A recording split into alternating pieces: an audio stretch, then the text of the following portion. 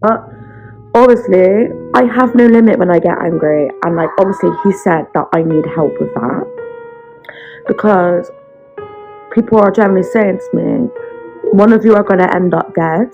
Hey everyone, welcome back to the Ravens Room, or welcome to the Ravens Room if it's your first time here. The case today is going to bring us all the way to Bristol in England. Bristol is a lively, dynamic and cosmopolitan city. It's well known for its culture, its nature, and even its nights out on the Raz. According to a study in 2019, Bristolians were rated the happiest people in England. Unfortunately, Bristol was also home to someone who was not so happy. Her name was Abigail White. She was born in 1999 and she was 23 years old in 2022. Abigail's childhood was pretty rough. When she was as young as 2, she witnessed her dad beat her mother.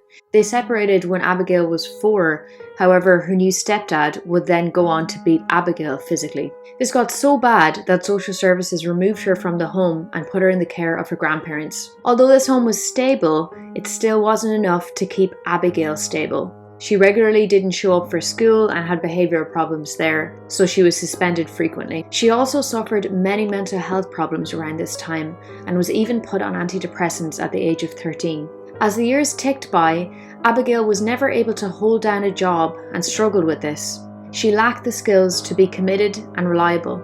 However, once Abigail became an adult, she created an online profile on OnlyFans. For those of you who don't know and may be living under a rock, OnlyFans is an adult site. You can basically put anything on there, but for the most part people put on sexual material. And Abigail was no different in this regard. She nicknamed herself Barbie Girl and used the online name of Mitzi Louise. She was incredibly successful in her first year on OnlyFans and earned £50,000 in that year. That's the equivalent to about 61,000 US dollars. However, this was short-lived as the next year her followers began to decline, and as they declined, so did the money. She then began making more in the region of about 12,000 British pound, or roughly just under $15,000. This was quite a big hit for Abigail, and no doubt this would have impacted her mental health as well as how she's seen herself and her self-esteem. But luckily, Bradley Lewis, her partner, was there to support her financially. Bradley's childhood was completely different than Abigail's. They're different ends of the spectrum. So Bradley was born in 2000. He was born to loving parents. He didn't see violence in the home. He always had lots of friends, and his friends always spoke highly about him all throughout his childhood and his adulthood. He loved football as a young boy and lived what most people would consider a normal childhood. When Bradley was 14, he first laid eyes on Abigail, and it was at this point that Abigail began to develop a little crush on Bradley. Fast forward 2 years, and the couple began dating as teenagers. In quite a short succession of years, the young couple had 3 children together. However, Abigail had 4 children, meaning somewhere along the line she cheated on Bradley. She would often make claims that Bradley was the one who cheated on her, but made it known that she had indeed cheated on him several times. Social services became involved with the family due to the children, and it was noted that the couple's relationship was extremely turbulent. It was advised that Abigail and Bradley should not live together. That's how dangerous it was for them to be together. Taking the advice of social services, Bradley did leave Abigail and he went to live with his parents' house. However, he was still in a relationship with her. He just left the house. This would become cyclical, so this would happen quite a bit, and the same pattern repeated itself in that Bradley would leave and then Abigail would somehow convince him or manipulate him to come back. One of the main reasons that Abigail wanted Bradley to come back was to control him. If she wasn't there, she didn't know what he was doing and when he was doing it. She would openly say to Bradley and others that she didn't trust him. Abigail's manipulation tactics were quite clear to everyone in their life, as she would openly post them on social media. For example, she played the Tinder notification sound just to see if Bradley would give her a reaction.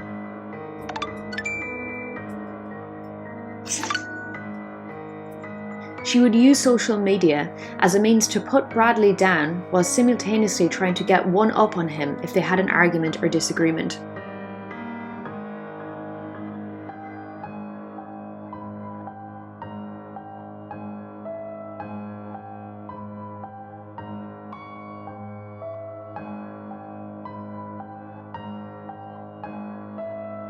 She would even go as far as to report Bradley for crimes he did not commit if they'd had an argument. Again, this was her attempt to control the situation and to control Bradley.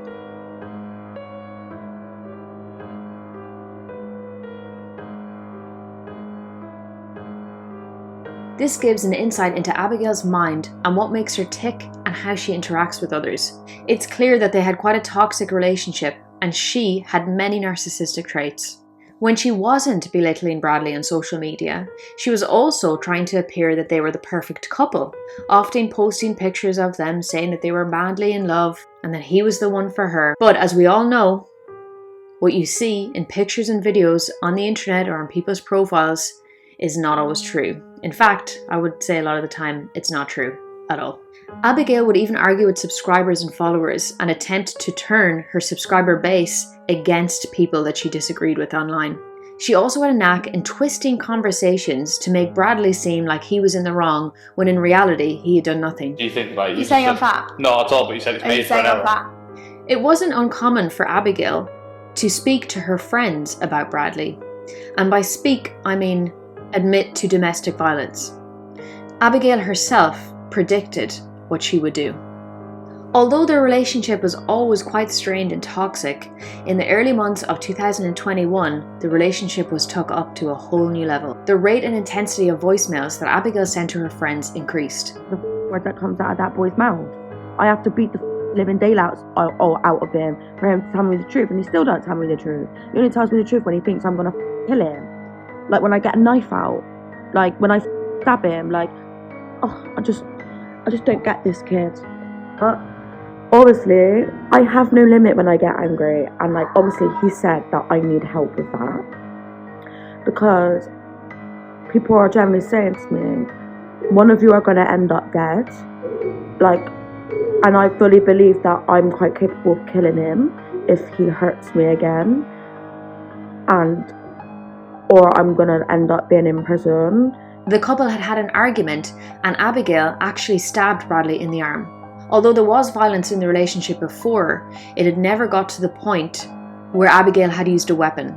The injury was quite significant as Bradley needed to go to the hospital and get stitched up. In the hospital, when the doctor had asked Bradley what had happened, he didn't want to get Abigail in trouble, so he lied and said that it was an accident. This is quite common among domestic abuse victims because the consequences for them telling the truth is much greater than the consequences for them lying. At this stage and previous in the relationship, it can be assumed that Bradley, like many domestic violence victims, felt chronic fear.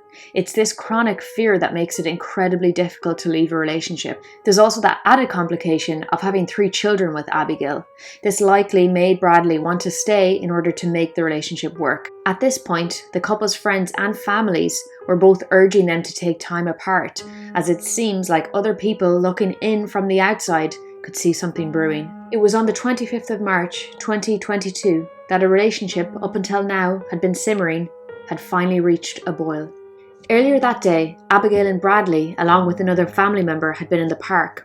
Bradley had been considering leaving Abby for a long time and finally got the courage to tell her. This is likely why he asked another family member to be there, as he knew how volatile she was. He specifically told her, "I don't want to be with you anymore." Abigail of course reacted badly, but in her head she probably assumed she would be able to manipulate Bradley back into the relationship with her. At this point, the couple were still living together, so in terms of breaking up with someone like Abigail, it was quite dangerous to do that considering her behaviours in the past. The couple had decided to go to the pub later that evening. Again, I'm unsure why they would do this if he wanted to break up with her, but perhaps Bradley was trying to be amicable with Abigail. Before going to the pub that evening, Abigail had drunk a full bottle of wine, and when she arrived at the pub, she had several more drinks, as well as a small amount of cocaine. It wasn't long before Abigail began arguing with people in the pub. In particular, with one argument, Abigail began arguing with a man. Bradley didn't get involved as they were no longer together, and he believed that Abigail was in the wrong. This then triggered Abigail to begin arguing with Bradley because she felt that he hadn't stuck up for her. She said, "We were arguing, it was quite loud. I wasn't happy that he didn't stick up for me. He was saying I was overreacting. He said I shouldn't have got upset by it." When Abigail was asked what effect did it have on you that you were overreacting, she said, "It made me more upset. It was at this point that Bradley wanted to leave the pub as he knew it wouldn't end well. In the pub that night, one of Bradley's friends actually found him crying in the bathroom because of how distressed he was over wanting to break up with Abigail. He also confided in the friend that he was scared of her. He also told the friend that he was afraid to leave the house because Abigail would threaten suicide. This is a common tactic used by manipulators in order to manipulate and control the victim to stay with them. It's extremely dangerous when a partner threatens suicide, as that indicates that they're already thinking about death as an option, and that option may eventually lead to murder. As Abigail got drunker and drunker throughout the night, her behaviour escalated and escalated. Eventually, she got into an argument with a man who she slapped, and whom the man slapped her back, causing her to fall back and fall over. After this, she was extremely irate and enraged that Bradley didn't stand up for her. She was seen grabbing his drink and throwing it on the ground. At this point, friends in the pub tried to separate them. However, Abigail stated strongly and firmly that she wanted to go home with Bradley. At this point, one of Bradley's friends told her to stop bullying him, and her response was to spit in his face. Lovely girl. The couple then got a lift back to their home with a mutual friend. The friend said that they argued the entire way back. He confided in this friend that he felt he was dead when he got home. His friend, hearing this, was rightly worried and gave him his number and told him to call him if he needed help. It was only 20 minutes later, after the couple had entered the house, that an ambulance was called. Bradley was bleeding to death. Abigail had stabbed him 7 centimeters directly through into the heart. He died relatively quickly, but he was aware what had happened and looked at Abigail in complete shock. A neighbour heard the commotion and heard Abigail shouting, "Help, he's not breathing, I can't get through." It was this neighbour that called the ambulance. The neighbour went into the house and saw Bradley lying on his back in the kitchen. There was blood everywhere and a bloody knife on the radiator. Abigail was acting completely terrified at this point, and she was claiming that Bradley had stabbed himself in the heart. As you can imagine, the police, when they arrived, did not buy this story. Bradley was rushed to the hospital, but sadly, a short time later, he had passed away. He had simply lost too much blood. As Abigail continued to deny that she had stabbed Bradley, the police began investigating, and what they found painted a completely different picture. There was hundreds and hundreds of abusive and threatening messages that she had sent to Bradley in the months prior to his death. One of which said, "I'm going to stab you in the fucking neck." She even threatened to kill Bradley's own mother in front of him. As Bradley was scared of Abigail, you can only imagine the absolute fear and terror that someone you're with would do that to someone else you love. And at that point, she had already stabbed him in the arm, so it's not that much of a leap to think that she would be unhinged enough to stab his mother. Eerily, she also made Google searches related to stabbing, so harming him and harming others were clearly on her mind. As part of the court trial, Abigail had many psychological assessments. It was deemed that she had borderline personality disorder. And I just want to make it clear that borderline personality disorder does not equate to murdering someone. The professional stated that Abigail had more or less no control over her anger. She simply was not able to control it. So she would go from 0 to 100 in literally seconds. She did not have the coping skills, the self-reflective skills, or the perspective-taking skills to see another person's point of view. Abigail was not found to be suffering from any form of psychosis. Even with the diagnosis of borderline personality disorder, Abigail knew right from wrong, and she knew exactly what she was doing when she stabbed Bradley.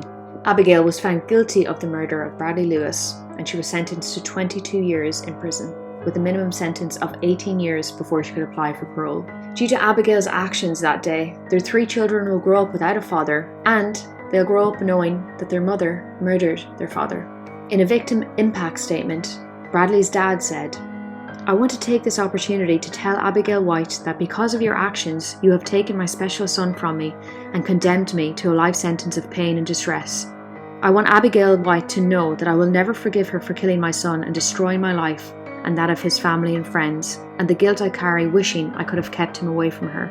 Bradley's mother said, "Abigail White has not only killed my son, but she has also broken the hearts of my family and given us all a life sentence of pain and upset.